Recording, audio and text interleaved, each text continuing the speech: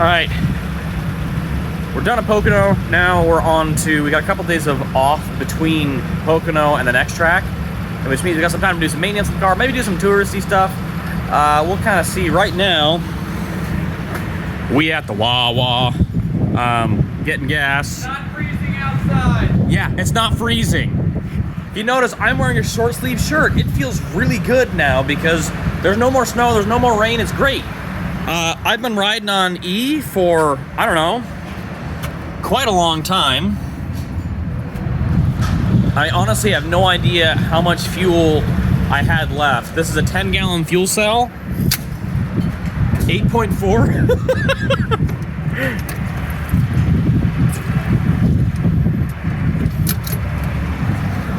I had 1.5 gallons left. 1.5 gallons left, that's it. Ooh, all right, well, that's good. Okay, so my car's pretty much fine. You know, we're gonna wash it up. I don't think I really need to do anything to it. He's still got some bent arms, even though we spent a bunch of time cutting and welding stuff, he still has some alignment stuff to fix. So this side is sitting really low compared to this side. His upper control arm is bent from one of the bumps he got on track. So we're gonna stop at a guy's house. We found somebody who's got some control arms. He's gonna buy both of them, and then we're gonna head back to Englishtown, use their shop there to get the car in the lift, swap those over, and also fix his exhaust leak. We thought he had a cracked manifold. Turns out it's actually just the turbo gasket. So we're picking up another one of those, and we're gonna get his car fixed. So my car just sits because it's doing good. Knock on wood.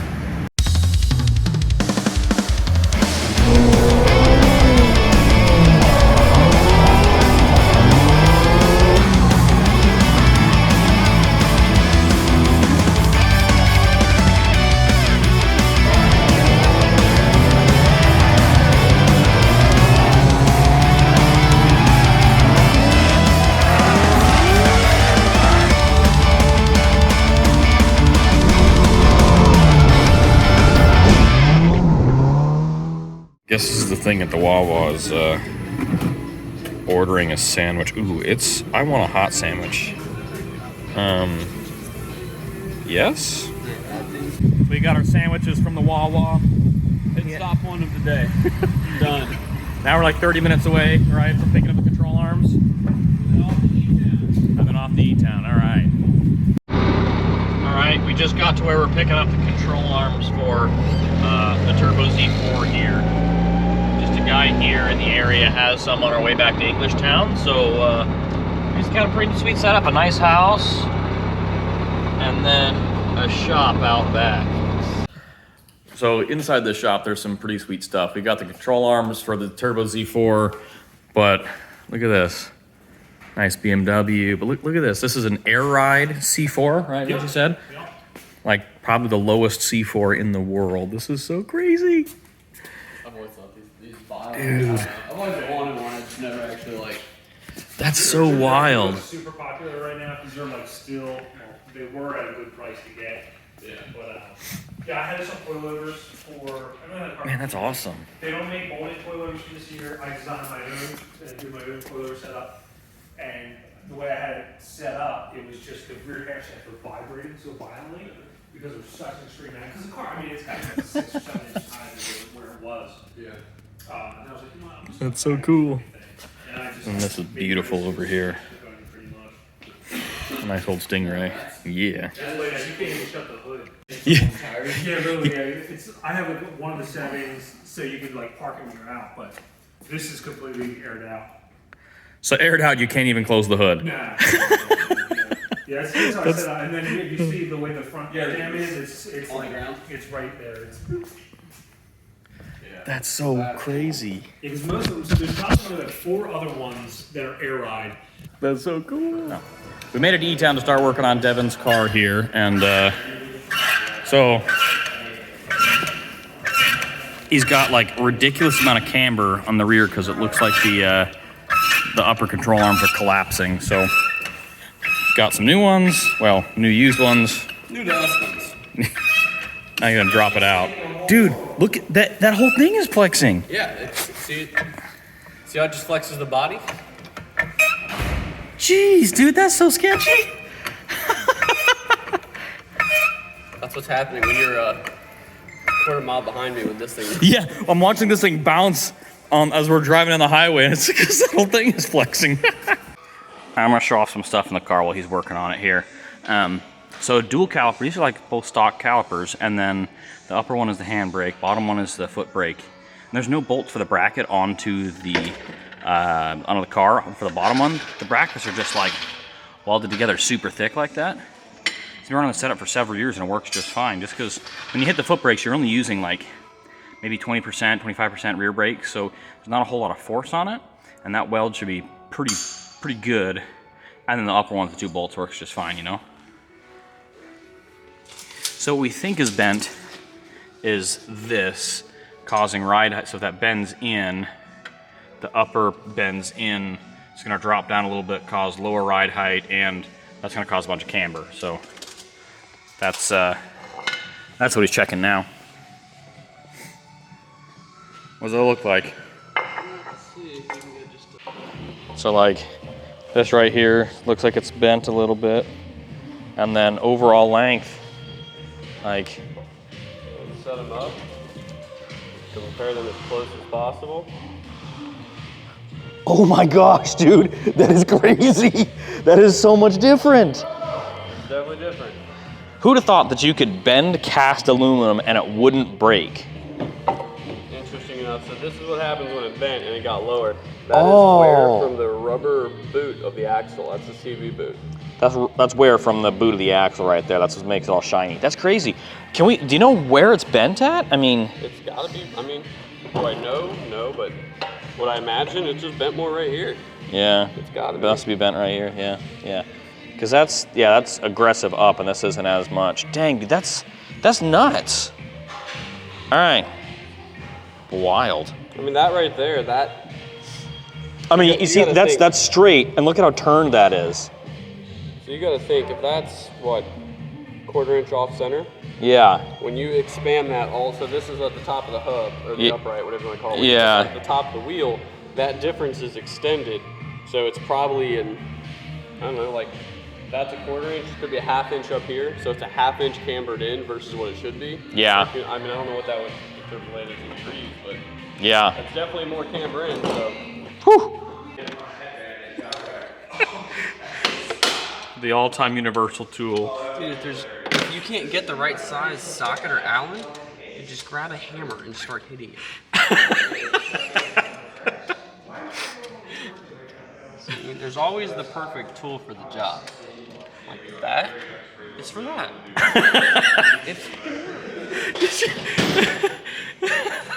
I don't even know how you got that off with the hammer. See? It works. Look at this sneaky turbo down there. What are we looking at? That's the motor mount. It's not connected to the engine anymore. Why is that a problem? Oh my gosh. These issues aren't issues ever. All of my failures. These bolts, it's crazy. They must have pulled out or something because I think the threads are gone. But that's the turbo right there. Check that out. That's so sick. Yeah. So now we gotta fix the bolts there. Fix the. You can see the blown out turbo gasket if you want. Yeah. You gotta fix the bolts here. Gotta fix the turbo gasket here. And still gotta put the rear arms on. We kind of multitask, doing multiple things at the same time. Got the rear arm put in, which was super far bent, and then pulled apart the front end, started getting stuff down for the turbo to replace the turbo gasket. We're all kind of beat, kind of tired, trying to book a hotel. Couldn't get an Airbnb, so. All right, we're shutting it down for the night. We found some more bad news. Turbo's out, and that is the stud, one of the studs for the manifold. It was bent, and it broke when it got pulled. So now, tomorrow, there will be some sparky sparks and welding stuff to try and fix that.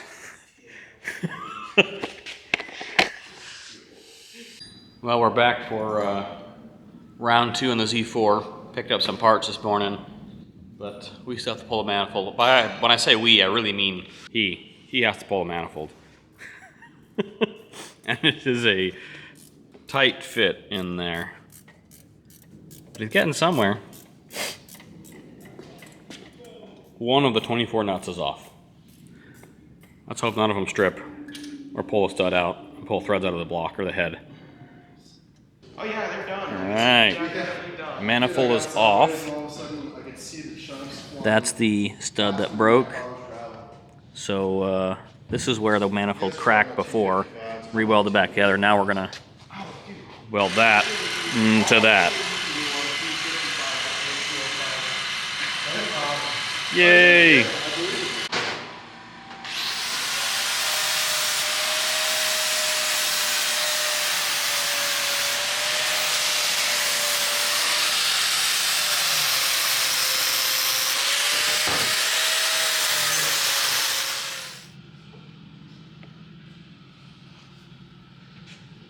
It's looking pretty beveled there.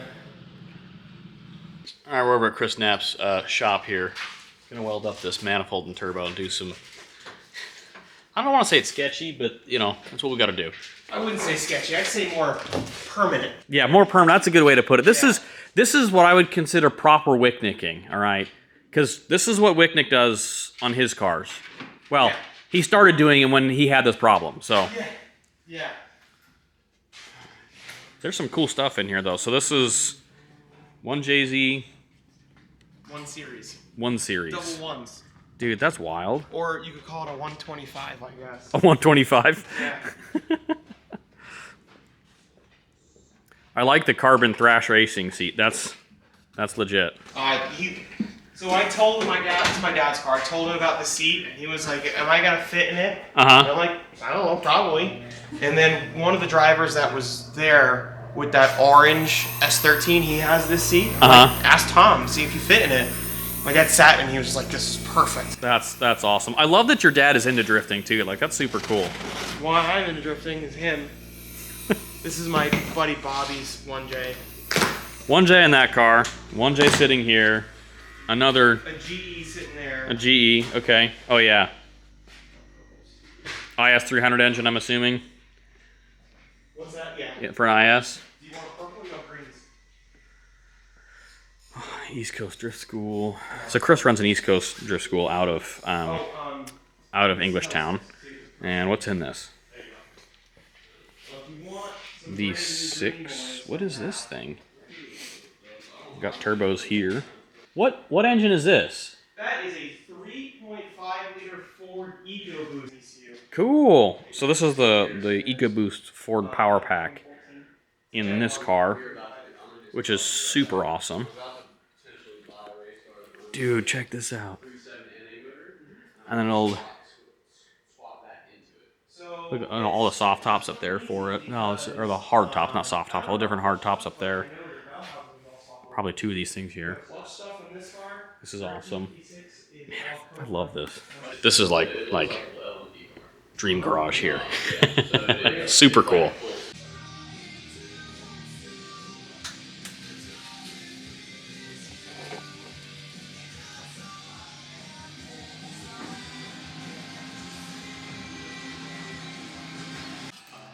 We'll go do the last pass with this.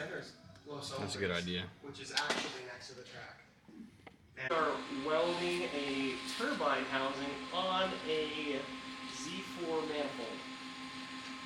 Yup. I like how you can focus on welding while listening to our conversation and respond to it. I mean, I'm Earlier all you was doing about this to the music ITVs and while the high welding. revving stuff. I just don't see Yeah, what it's the point of that's that what is. the All right, there we go. She's done. What are you All doing? welded up. Now time to go try putting it back on the car and hopefully it fits in the car like that. No, It's not gonna be fun to put on.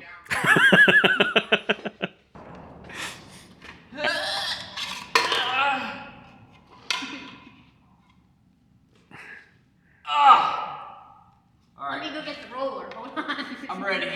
All right, you gonna get that turbo manifold back in there now? Yeah, here, done. Well, I've got some time here on Drift Week. I'm doing a quick oil change. I've been drifting for about 10 years, and I used to work at a performance shop that did a bunch of oil analysis stuff, right? Oil breakdown analysis. And one of the best oils that I ever tested was AMSOIL Dominator. So that's pretty much all I run on my drift car. For the last 5 years, I've been on the same engine, and now that engine is supercharged for over a year, zero problems. So with that experience, that's all I use now. So I'm gonna go ahead and change the oil. That way we're ready for the next day at Summit Point.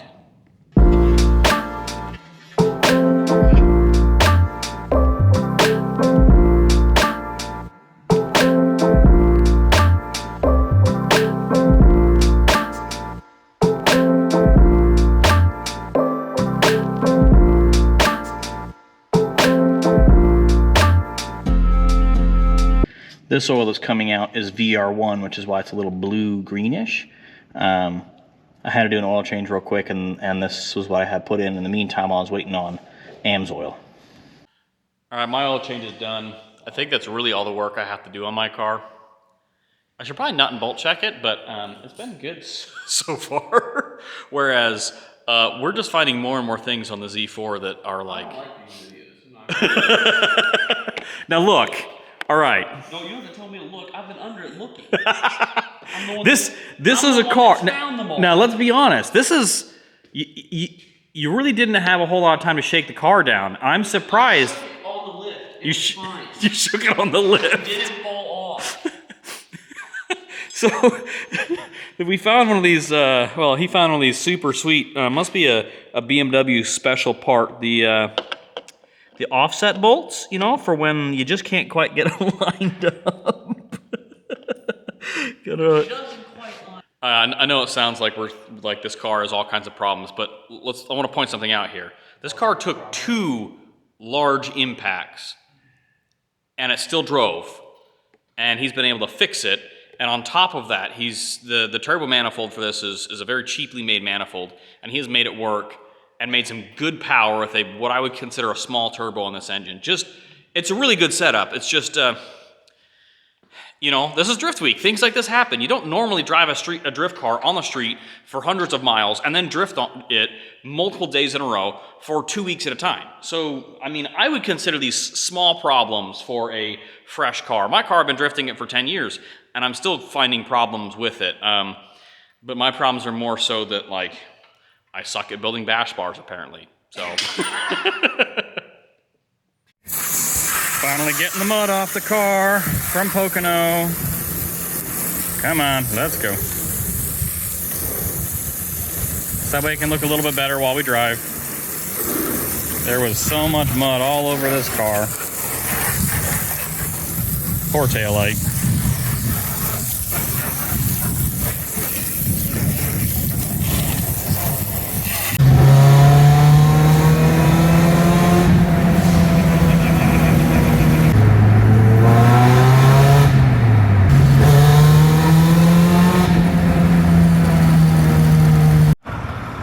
I just want to tell you how awesome this Radiant fuel cell is. So this is the second time I'm stopped for fuel on Drift Week where I've had like a little over a gallon of fuel left, and when I looked in there to top it off or to fill it up, I could see the pickup for the fuel pump or the strainer, the filter on the pickup. So considering the lift pump was no longer submerged in fuel and I'm still driving down the road, this fuel cell is freaking awesome.